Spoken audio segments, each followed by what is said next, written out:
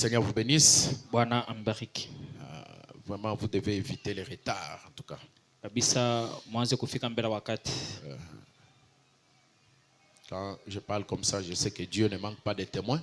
Wakati nasema hivi najua kusema Mungu akosaki bashuhuda. Il y a toujours quelqu'un quelque part qui respecte l'heure. Kuko mtu mmoja fazi mmoja fulani kunaheshimia saa ya Mungu. Et j'aimerais vous dire que lorsque vous venez 30 minutes avant, ce n'est pas pour venir se tenir là-bas dehors et commencer à parler. Nilimeambia wakati mnakuja dakika 13 kabla haina juu ya kusimama nje kusema kwanza kuzungumza. L'école de dimanche doit libérer la salle à 8h58 minutes. Na ile masomo ya batoto banapasha kutoka hapa mo 8h58 minutes. Le temps que les 2 minutes là, les enfants sortent dehors et les adultes commencent à entrer pour respecter. Ile maminite mbili ni juu ya batoto batoke na bakubwa baanze kuingia juu ya kuheshimia saa. Pour respecter les choses telles que le prophète nous les a enseignées. Juu ya kuheshimia utaratibu vile nabii atufundisha. Et quand vous venez, vous entrez directement.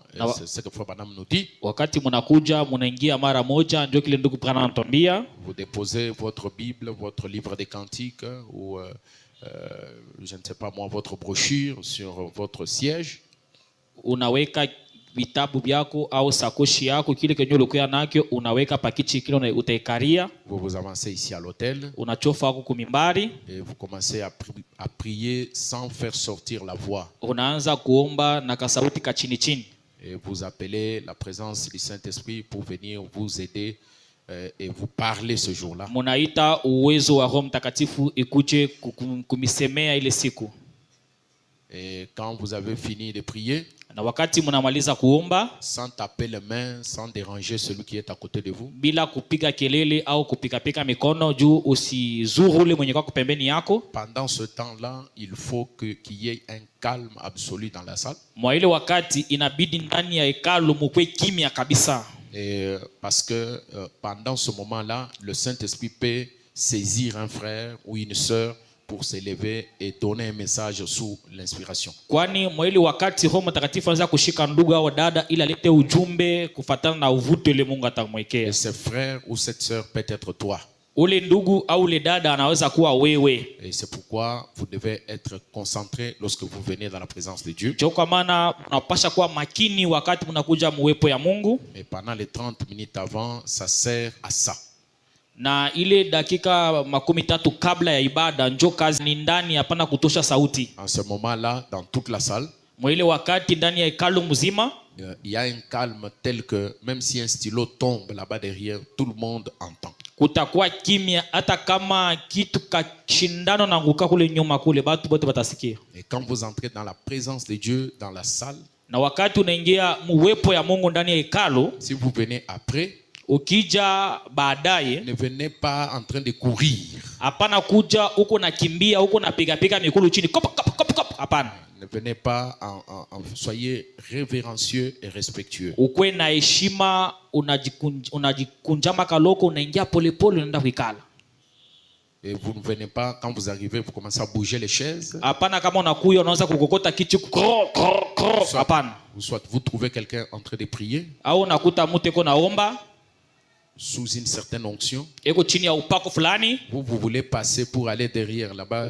Wewe uko napenda umutambuke uende kule ngambo ingine. Vous venez, vous le passez comme ça. Unakuya pale unamsukuma unapita. Et vous dérangez, ce n'est pas bien. Na unalabisha dalili aina mzuri. Est-ce que vous me comprenez? Eti munaelewa? Et lorsque nous sommes dans un tel respect dans la présence de Dieu, le Saint-Esprit se sent aussi à l'aise à descendre parmi son peuple. Wakati tuko na ile heshima katika uwepo ya Mungu, na Roho Mtakatifu atajisikia kwamba anapasha kushuka katika taifa yake. Parce que le Saint-Esprit est un esprit très timide. Kwani Roho Mtakatifu ni roho ya kimya sana. Il ne tolère pas vraiment de désordre. Na Roho Mtakatifu haikwaki na vumilia fujo. Le Saint-Esprit, il aime de l'ordre. Roho Mtakatifu napenda utaratibu. Il aime là où il y a le calme. Anataka pale peko kimya.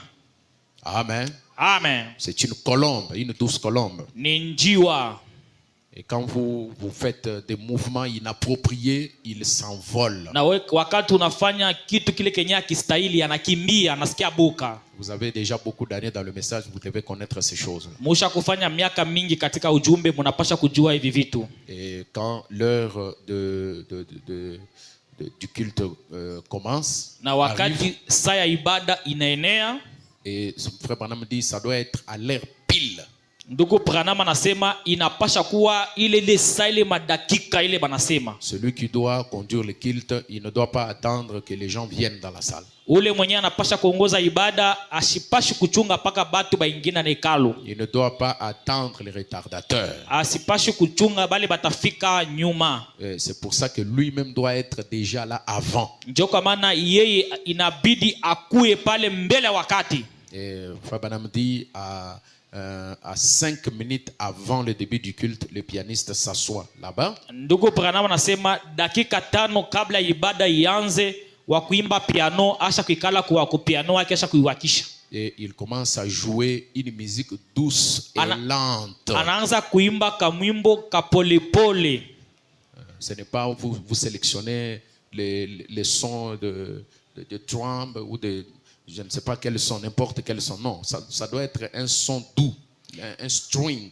Hapana unaenda kuvinya, unaenda kutafuta ile son ile ya makari, hapana. Inapaswa waka sauti ka chini, kapole. Et puis vous commencez à taper là-bas, le drum joue là-bas. Non, ça ne se passe pas comme ça. Ile wakati drum ashipashi kubamba drum, ni piano yo yenyewe.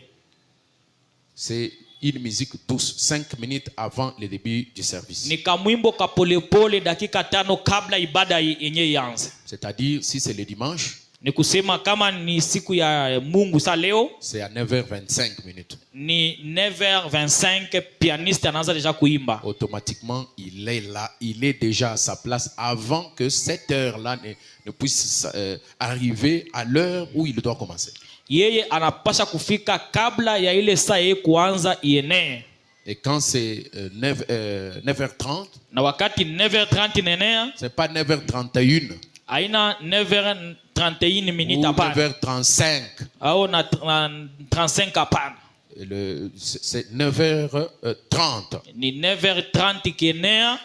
Celui qui doit conduire le culte, il passe. Ule mwenye anapasha kuongoza ibada anapita. Parce que nous devons être sérieux si nous voulons que Dieu soit sérieux avec nous. Ndio tunapasha kuwa makini kama tunapenda Mungu awe makini nasi. Vous êtes avec moi? Tuko pamoja? Alors, maintenant, celui qui conduit, il passe. Sasa ule wa kuongoza ibada anapita. Il ne va pas faire des commentaires ou se mettre à exhorter. Yeye atafanya makommentaire na kwa sana za kuhubiri hapana. C'est Branham qui dit ça. Ni Branham anasema vile. Il va dire au peuple de se tenir debout et il lit un psaume. Atambia bantu basimame bwima na nasoma Zaburi. Ce n'est pas un Esaïe. Aina Isaya ou un Jérémie. Au Jérémie hapana. Un psaume. Zaburi.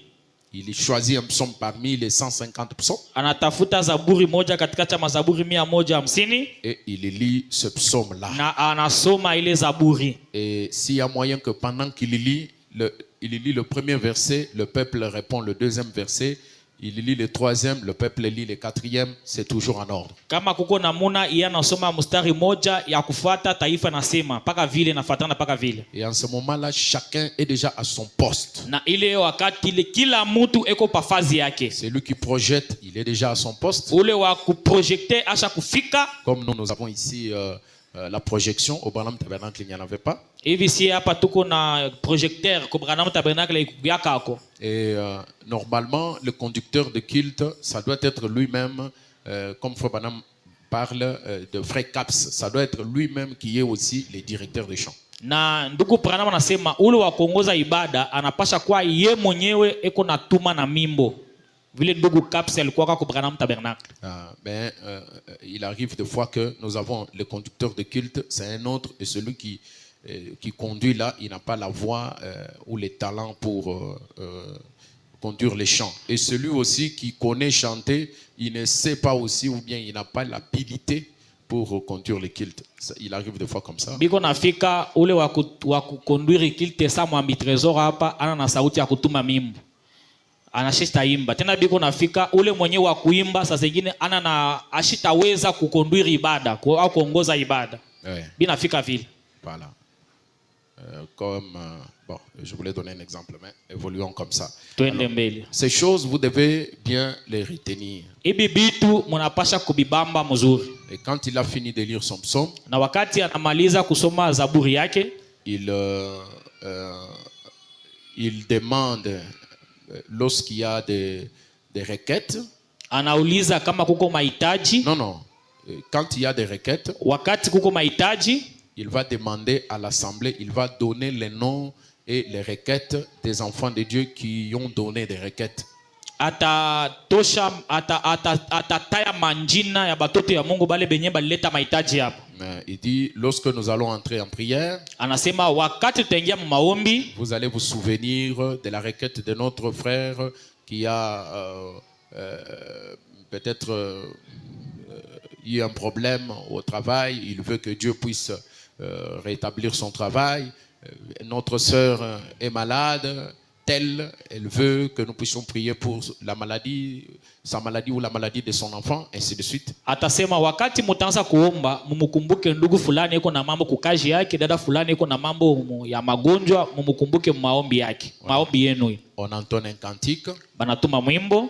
Quand on a lancé les cantiques, Wakati banatuma mwimbo, le peuple commence à prier. taifa inaanza kuomba. Puis on appelle un frère bien affermi. Kisha banaita ndugu le mwenye kuivya msauti ya Mungu. Est-ce que vous me suivez? Eti mnanifuata? Ces choses ici, je les dis surtout pour les huissiers. Hivi bitu niko nabisema zaidi juu ya bawisie. Et aussi pour ceux qui deviendront des huissiers. Parce qu'ici parmi vous, il y a des diacres, des gens qui vont devenir des diacres. Na bale Ne batakuwa. dites pas que ça ne me concerne pas, ça te concerne. Na bale batakuwa ka bajakre juu katikati yetu hapo kuko bale batakuwa bajakre. Hapana kusema hii mambo ainyangali, inakuangalia. Un véritable croyant, Mwaminifu wa kweli, une brebis de l'église, kondoo wa kanisa, doit être à la page du programme de son église. anapasha kabisa kufata utaratibu yote ya programu ya kanisa yake. Pendant que nous sommes en train de parler, vous avez la pensée ailleurs, vous dites, bon, ça ne me concerne pas. Haina kusema wakati tuko nasema hapa wewe uko nakumbuka mambo yako ingine ya nje, uko nasema ibe unasema hapa ikuangalie. Et si un jour nous te votons diacre, Na kama siku ingine tu vas venir encore demander au pasteur, répétez-moi un peu les choses que... Utakia kuniuliza se pasteur, repentez tena nishikie. Non. Hapana. Amen. Amen.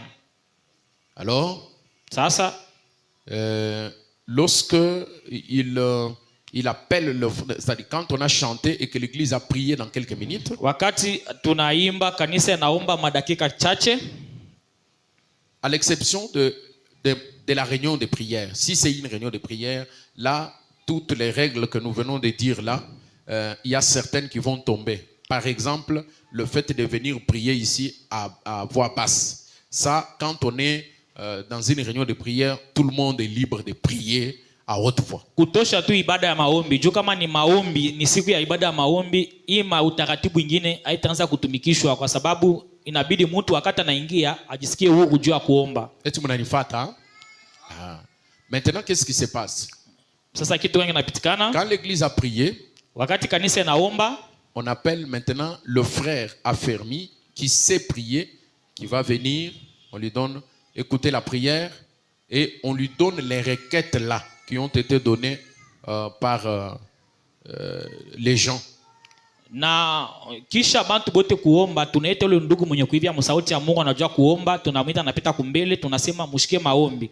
Kisha tunampatia na ile maibada ya bantu yenye mahitaji ya bantu yenye tulitaya kumwanzo ile. Et il va prier. Na ataomba. Il ne va pas prier longtemps. Ashitaomba wakati mrefu. Branham dit, nous avons tous les temps de prier à la maison. Tuko na wakati yetu ya kuomba kunyumba. Il dit, on a connu ce problème-là lorsqu'on avait autrefois des réunions des rues. On donne la parole à un frère de prier. Il commence à prier pour le gouverneur, pour le président de la République, tout ça. Donc, ce n'est pas ça le temps de prier pour ça. De cette manière. Ndugu Branham anasema tulipata mambo wakati kuna maibada ya mubalabala. Tunapatia ndugu omba juu ya ibada yeye anaanza kukumbuka ba gouverneur, ba president, anaanza kukumbuka chakula ya kwake, batoto yake. Hapana, haina vile. Il va prier brièvement. Ataomba kama maombi kafupi. Et à la fin de sa prière, Na mwisho ya maombi yake, il dit Seigneur, souviens-toi de notre frère tel qui a demandé pour ceci et pour cela. na anasema Bwana, kumbuka ndugu yetu fulani mwenye kuna hitaji kitu fulani. Souviens-toi Seigneur Jésus de bénir notre sœur telle qui a demandé pour ceci. Bwana Yesu, kumbuka dada yetu fulani mwenye anaomba kitu fulani. Et quand il a fini de prier, Na wakati anamaliza kuomba, amina. Et on passe à la louange. Na napita kusifu Ou aux cantiques spéciaux s'il y en a. au nyimbo za kipekee kama iko hako, À un témoignage. kushuhuda moja. Et les témoignages, avant que ça ne passe ici, ça doit être écouté. Na ile maushuda kabla ya yo kupita hapa mbele, banapasha mbele kuishikia. On doit écouter parce que des fois ça dérange les choses. Na ile maushuda banapasha kuishikia kwa pasteur, kwa sababu ina bengine banapitaka banalabisha vitu vingine. Même par les diacres, le diacre peut écouter ça. Hata bashemashi banaweza kuisikia kabla yo kufika hapa. Parce que vous risquez d'avoir quelqu'un qui vient ici et commence à témoigner comment on lui avait frappé l'inteta et comment Dieu lui avait envoyé un féticheur qui est venu pour le soigner. Jo, unaweza kuona mtu anapita hapa anasema balinitupia nteta kisha Mungu akasaidia mfumo moya anakuya ananitunza. Et ce féticheur là, il a pris, il a fumé, il a commencé à jeter Na atasema kabisa Mungu ni munene, jule mfumo ashikufanya takaji ya mingi, alikokota tu mtumbako ananipulizia tu ile shimoko ya mtumbako, mimi napona. Tunamtukuza Mungu juu ya ile. Ça c'est pas un témoignage. Ile haina ushuhuda. N'est-ce pas? Haina vile. Alors, c'est ce que je voulais, donc je voulais mettre un peu ces petits mises au point là. Nilipenda niweke kale ka utaratibu kadogo pa ile. Nous allons nous lever pour la lecture de la parole de Dieu. Tutasimama juu ya kusoma neno la Mungu. 2 Corinthiens chapitre 11. Wakorinto wa pili sura 11. Je vais revenir à notre écriture de base après. Nitarudia katika andiko yetu ya msingi baadaye. 2 Corinthiens chapitre 11 verset 2. Wakorinto wa pili sura 11 mstari wa pili. Car je suis jaloux de vous d'une jalousie de Dieu.